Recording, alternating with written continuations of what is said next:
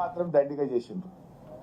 3 ఏళ్లు నిండక ముందే 3.5 లక్షల కోట్ల అప్పు చేశామని చెప్పి వాళ్ళ లెక్కలు చెప్తా ఉన్నాయి. మరి 3.5 లక్షల కోట్ల అప్పులు చేసి ఏమైనా కట్టిండ్రా? బీఆర్ఎస్ పార్టీ ఓ సెక్రటరియట్ కట్టింది, ఓ అంబేద్కర్ కట్టింది, ఓ కాళేశ్వరం కట్టింది, ఓ మిషన్ భగీరథ కట్టింది, చెక్ డ్యాములు కట్టింది, చెరువులు కట్టింది. బీఆర్ఎస్ ఎంతో ఆస్తుల కల్పన చేసింది. మరి మీరు 3.5 లక్షల కోట్ల అప్పు తెచ్చి చేసింది ఏముంది? అసలు మన రాష్ట్ర చరిత్రలో ఎప్పుడు పెరగనంత డెట్ టు జిఎస్డిపి రేషియో విపరీతంగా పెరిగింది.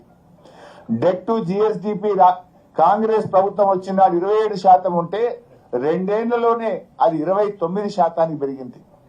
ఒకప్పుడు తెలంగాణ డెట్ టు జిఎస్డిపిలో భారతదేశంలో అతి తక్కువ డెట్ టు జిఎస్డిపి ఉన్న రాష్ట్రంగా బీఆర్ఎస్ హయాంలో తెలంగాణ రాష్ట్రం ఉంటే ఈ రోజు ఎక్కువ పెరిగిపోయింది, 29% కు పెరిగింది.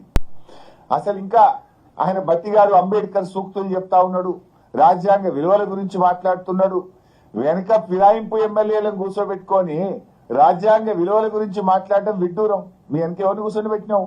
పార్టీ బీఆర్ఎస్ పార్టీ ఎమ్మెల్యేలను కొనుక్కొని ఫిరాయింపు ఎమ్మెల్యేలను మీ వెనక కూర్చోబెట్టుకొని నువ్వు అంబేద్కర్ సూక్తులు రాజ్యాంగ విలువల గురించి మాట్లాడడం ఇది సిగ్గుచేటు.